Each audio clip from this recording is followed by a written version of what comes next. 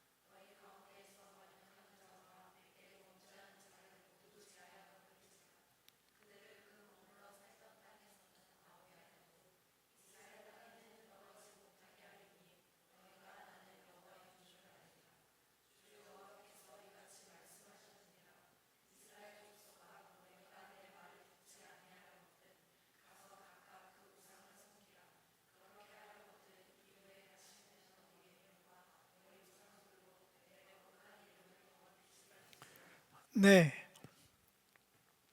오늘 제목이 뜻밖의 광야입니다. 제목이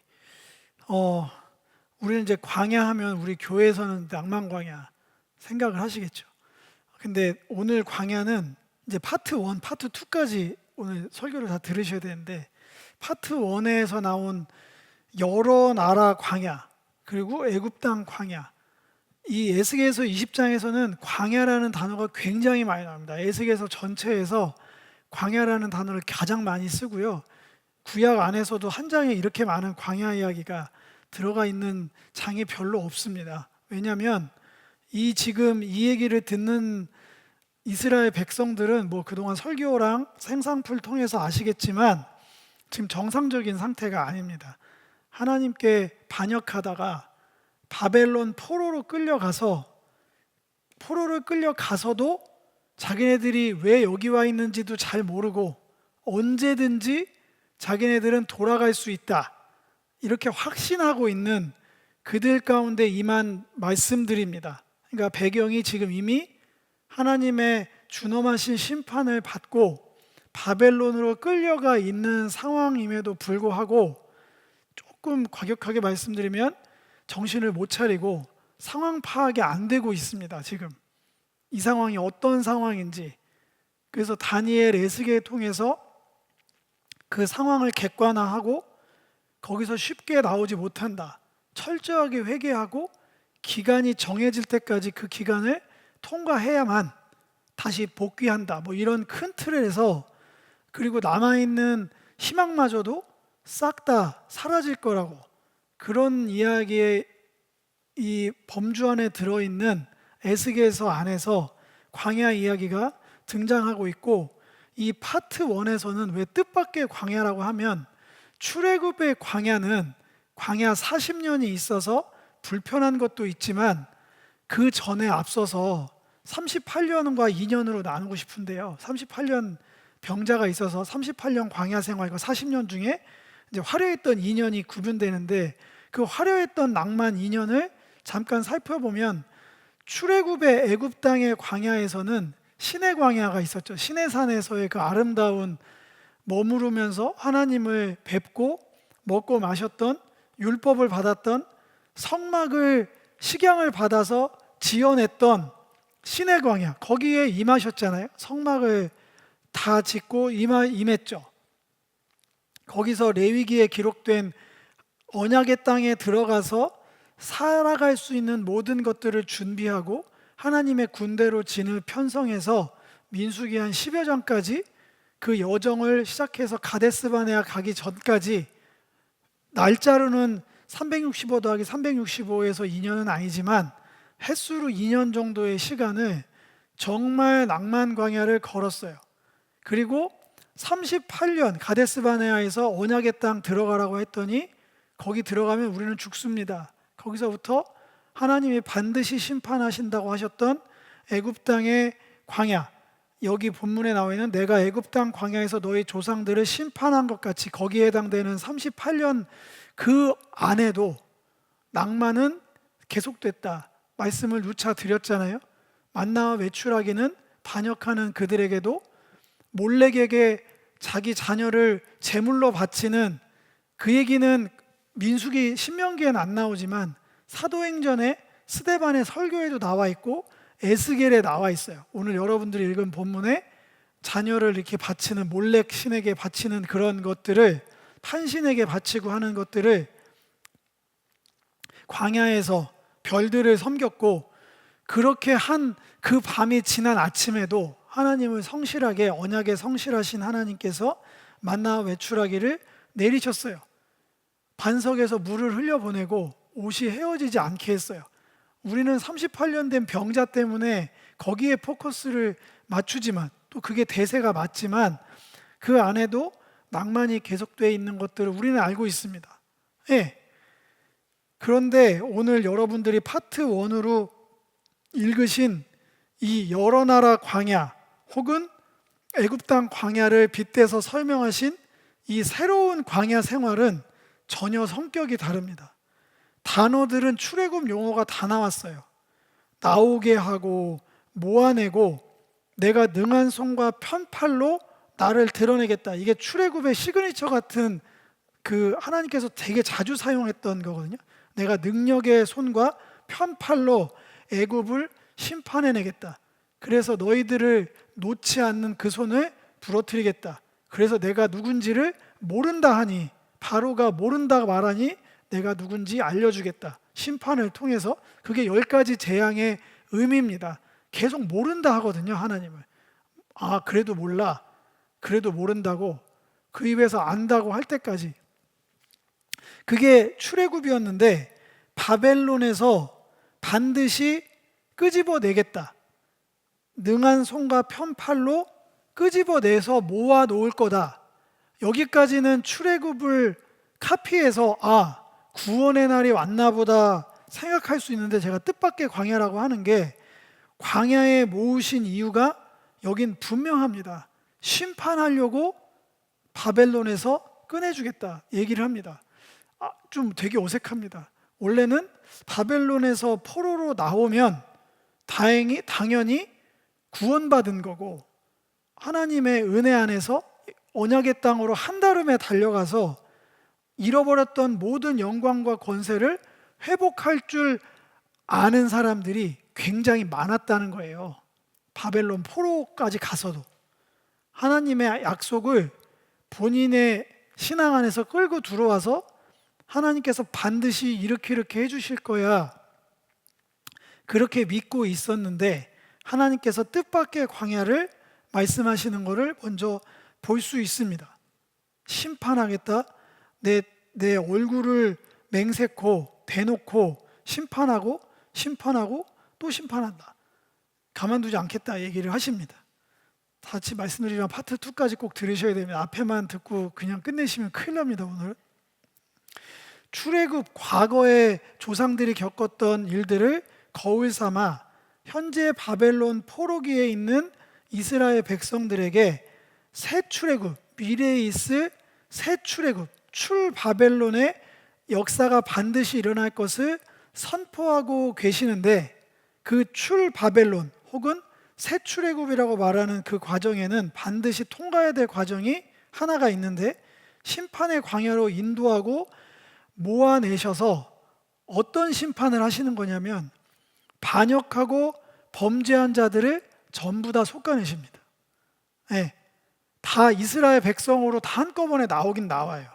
바벨론 땅에 두진 않고 여러 나라 광야로 끌어내지만 끌고 나와서 반역과 범죄한 자들을 어떻게 골라내냐면 양이 목자가 자기 양을 골라내듯이 그 방식 그대로 막대기 아래로 지나가게 하시며가 그런 겁니다. 여기 여호와께서 말씀하시며가 3번이 나오면서 그 흐름이 이어지고 있는데 언약의 줄로 매려니와 그 중에 일부는 이제 파트 2로 어떻게 하실지 구분을 짓고 나머지 존재들에게는 절대로 이스라엘 땅에 들어가지 못하게 하겠다. 들어가지 못하게 함으로 내가 여호와인 줄 너희에게 알게 하겠다. 출애굽 때 바로한테 애굽 땅의 거짓 신들을 섬기는 자들에게 심판하심으로 누가 여호와고 내가 어떠한 스케일의 어떠한 능력의 하나님인지를 나타내셨듯이 새 출애굽의 역사가 반드시 일어날 텐데, 출바벨론 할 텐데, 그때 이스라엘 땅에 들어가지 못하게 하는 어떠한 존재들을, 반역과 범죄한 자들을 심판하심으로 내가 누구인지, 내가 얼마나 거룩한 존재인지를 드러내겠다고 말씀하시는 거예요. 이렇게 얘기를 하는데도 내 말을 듣지 아니하려거든 하고 싶은 대로 하면서 살아라 얘기를 합니다. 하고 싶은 대로 하면서 살아라고 얘기를 하면 우리는 어떻게 들으냐면 그냥 맘대로 살 거예요, 삐뚤어질 거예요, 막 이런 건 줄 아는데, 놀랍게 그게 아닙니다. 내용이 뭐냐면 너희 예물과 너희 우상들로 내 거룩한 이름을 더럽히지 말아라 얘기를 합니다. 여기에 담겨있는 뉘앙스는 뭐냐면요, 내 말을 듣지 않거든 하고 싶은 대로 해, 하던 대로 계속해. 거기에 내용은 뭐냐면 주일날 와서 예배, 주일날 빼겠습니다. 이거 너무 지금 적용이니까. 하던 대로 나를 예배하면서 우상 숭배하는 그런 가증스러움으로 내 거룩한 이름을 더럽히는 삶을 하던 대로 그냥 계속하면 돼. 그 얘기예요.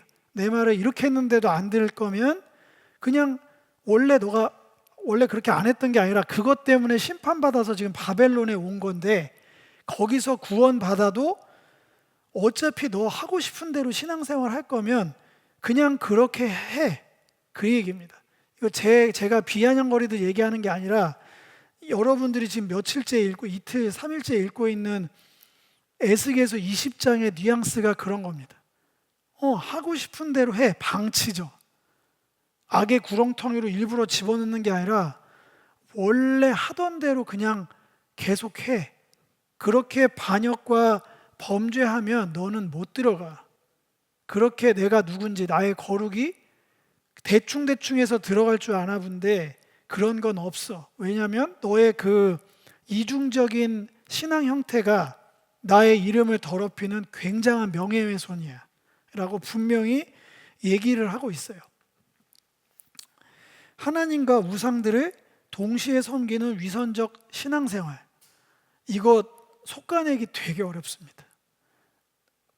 저희가 더 어려운 게 뭐냐면요, 그 예배를 드리고 있으면 자기가 우상 숭배를 하지 않는다는 착각에 빠질 수 있어요.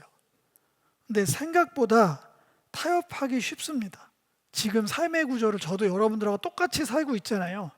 출퇴근도 똑같이 하고 다 똑같거든요. 이 구조 안에서, 이 사회적 분위기 안에서 하나님을 전심으로 섬기는 건 의심하지 않습니다. 근데 그 안에 이제 구약 용어를 빌리자면 하나님의 제단 위에 아세라상을 가만히 올려놓는다고 표현하거든요.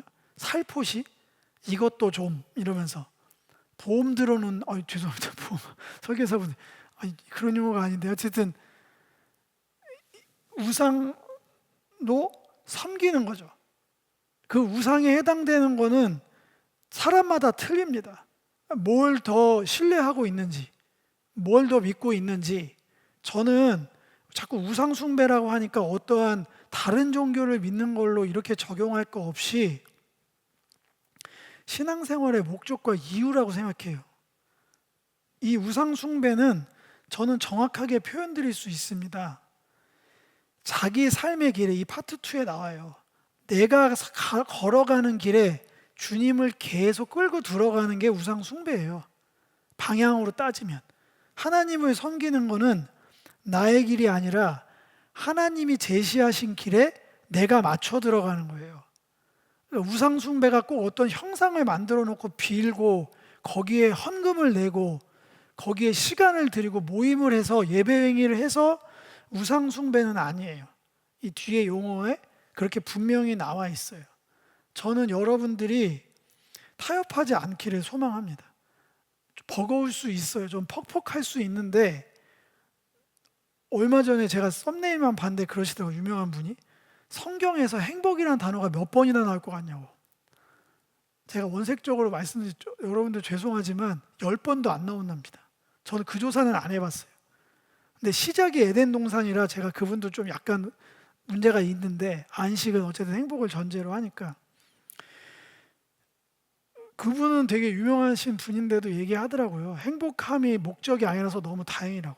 행복을 추구했으면 자기 상대적 비교로 지금 완전히 예수를 믿든 안 믿든 완전히 쓰러졌을 것 같은데, 자기는 행복이 자기 삶의 목적이 아니라서, 하나님께서 원하시는 신앙생활이 행복한 삶으로 안내하는 게 아니라서 다행이라고 얘기하시는 신앙인 고백도 최근에 들어본 적이 있습니다.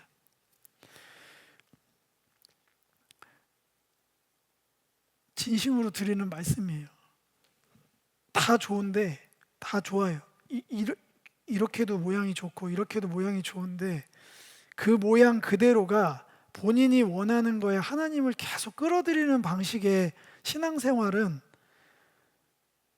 지난주 설교 때도 말씀드렸지만 모두가 다 그렇게 신앙생활의 시작은 하나, 신앙의 성숙은 점점 바뀌어가는 거거든요. 그 길이 나의 길에, 내 인생의 길에 동반자를 찾는 게 아니고요, 하나님의 길에 내가 맞춰가는 거, 그렇게 진행해야 됩니다. 언약의 땅에 못 들어갑니다. 이거는 에스겔서로만 얘기하는 게 아니고요, 히브리서에도 나와 있는 얘기입니다. 가득가득. 저는 그래서 연결해서, 이거 1시간 설교였으면 히브리서들 읽으면서 언약의 땅에 못 들어간다, 안식에 참여하지 못한다는 얘기가 같은 언어로 되게 많이 나와 있는 성경이 히브리서가 되게 많이 떠오르더라고요. 그거를 하나님께서 명예훼손이라고 하면서 경고를 하시는 거죠. 근데 여기서 에스겔은 끝나지 않습니다. 파트 2, 40에서 44절 읽겠습니다. 시작.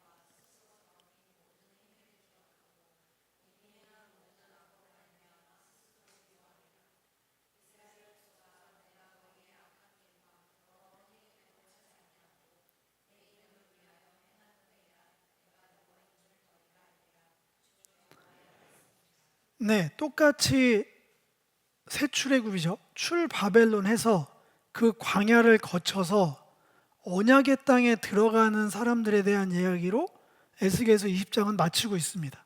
파트 1이라고 했던 앞의 분위기랑은 굉장히 다릅니다. 똑같이 바벨론에 끌려갔고요, 똑같이 하나님의 은혜로, 왜냐하면 바벨론 가서 잘한 거 아무것도 없거든요. 강권적인 역사 딱 하나입니다. 언약에 신실하신 그 하나님의 매여 있는 언약의 맨 줄로 인해서 그분의 약속에 신실하심으로 그렇게 하겠다 맹세하신 것, 언약의 땅으로 조상들에게 맹세하신 그대로를 이루시기 위한 하나님의 거룩한 이름의 명예를 위한 선택이죠. 사역을 통해서 광야에서 한 부류는 언약의 땅에 들어가지 못하고 반역하고 범죄한 자들이 38년 동안 다 죽었던 것처럼 똑같이 이번에도 들어가지 못한다 하셨는데, 40에서 44절은 전혀 다른 분위기로 이스라엘 온 족속이 그 땅에 있어요. 여기서 그 땅은 당연히 이스라엘 언약의 땅이죠. 하나님의 이름이 있는 그곳에, 그 거룩한 산에서, 이스라엘의 높은 산에서 나를 아바드하리라. 에덴에서 아담이 섬겼던 것처럼 나를 섬기리라.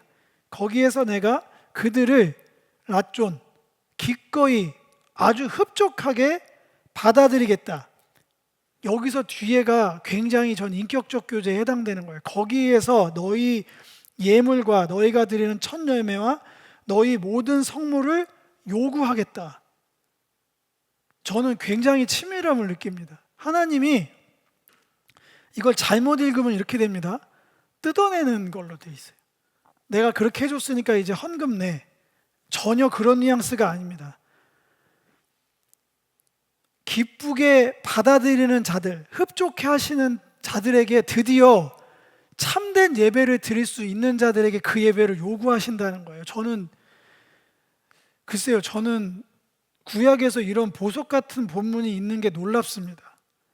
예배를 요구하신다고 돼 있어요. 이 달하시는 달라, 내놓으라 얘기하시는데 이게 얼마나 친밀함입니까? 호명해서 죄송합니다. 이중에게 너 예배 드려 나에게.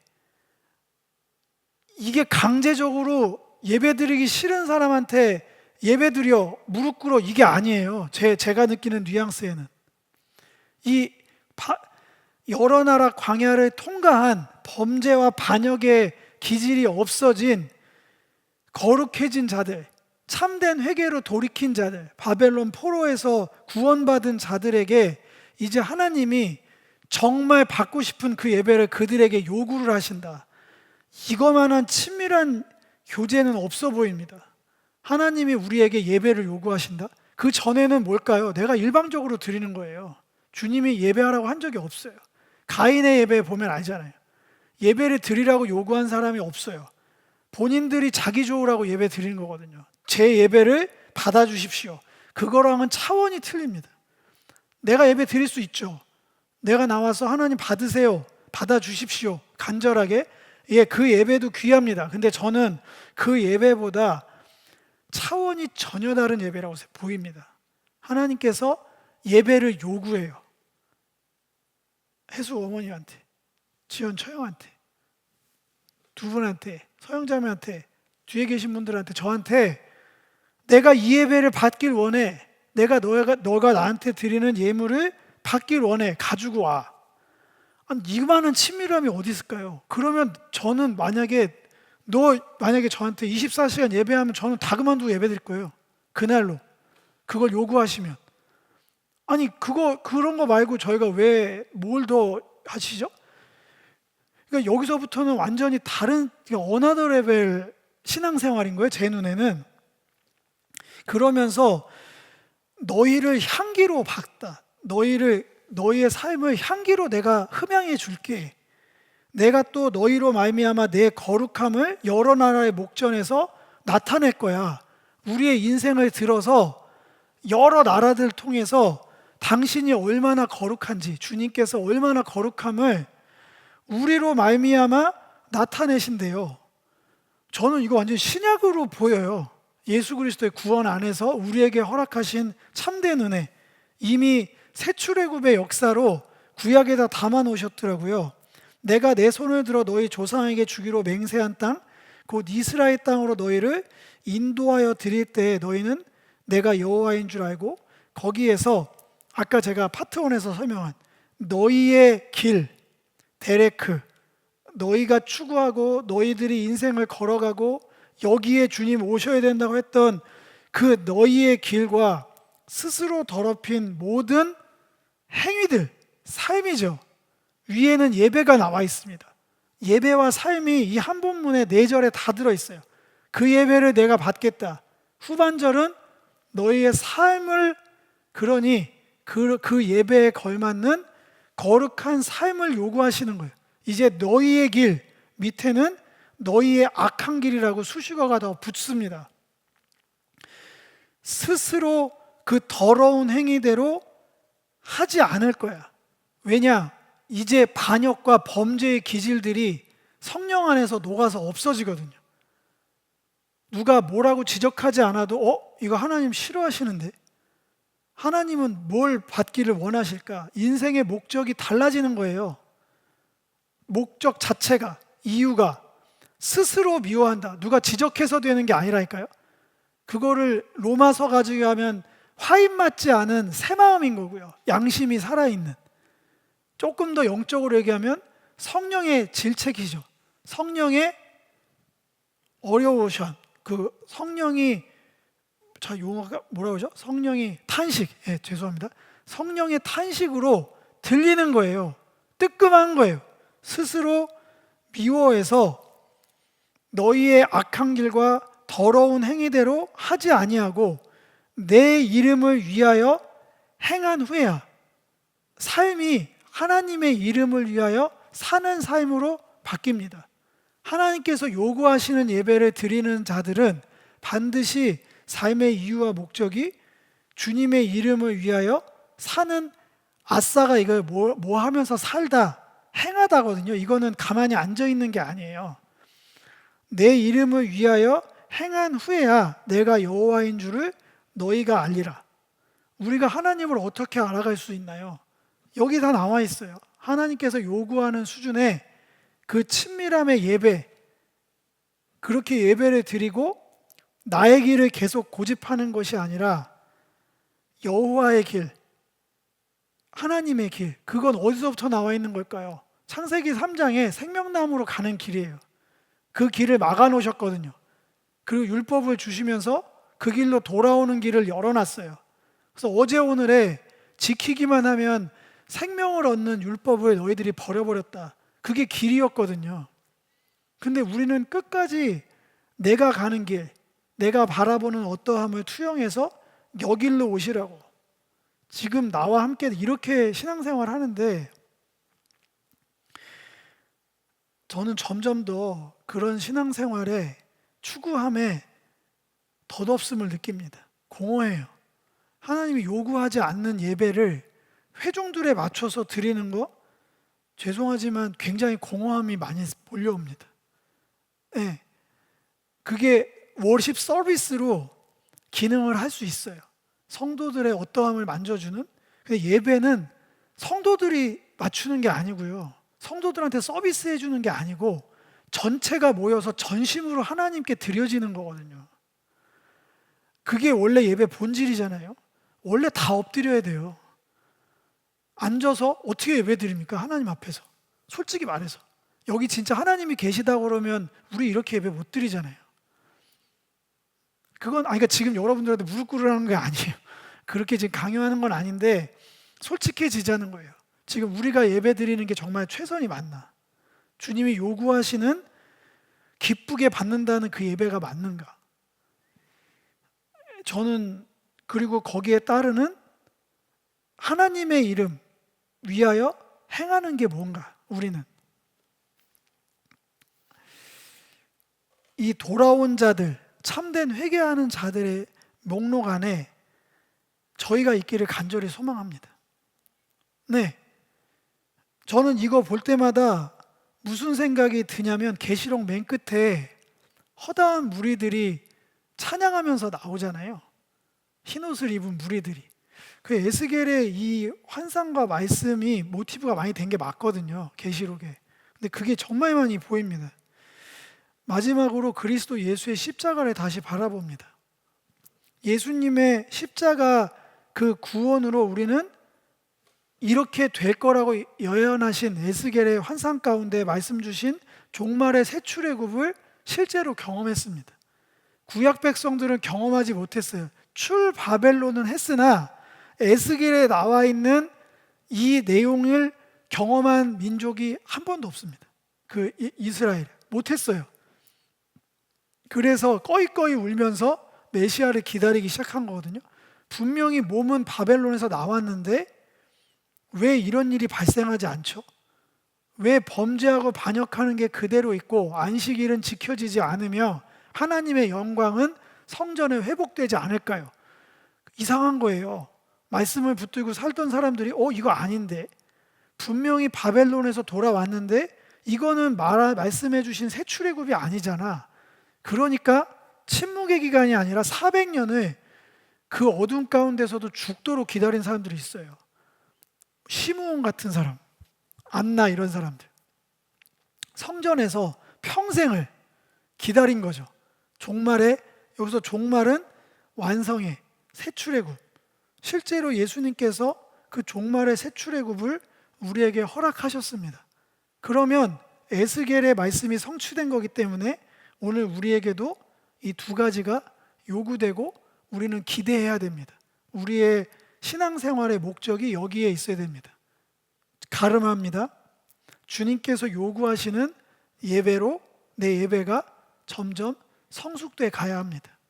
익숙한 매너리즘에 빠져서 듣고 뭐 어떻게 하고 이런 거 행위 자체가 무의미하다는 게 아니라 그 행위 너머에 하나님께서 요구하시는 기쁘게 흠양하시고 향기로 받으심직할 만한 예배로 내가 나아가는 것, 그리고 주의 이름으로 철저하게 삶을 살아가는 것, 타협 없이 우상 숭배와 하나님께 예물 드림을 동시에 하는 것은 교회에서나 가능한 거지 하나님한테는 불가능한 거니까요.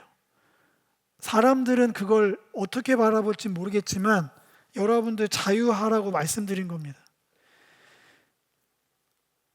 주님 앞에서 신앙생활 하시는 게 가장 자유로운 겁니다. 네, 사람의 기준은 사람마다 다 틀려요.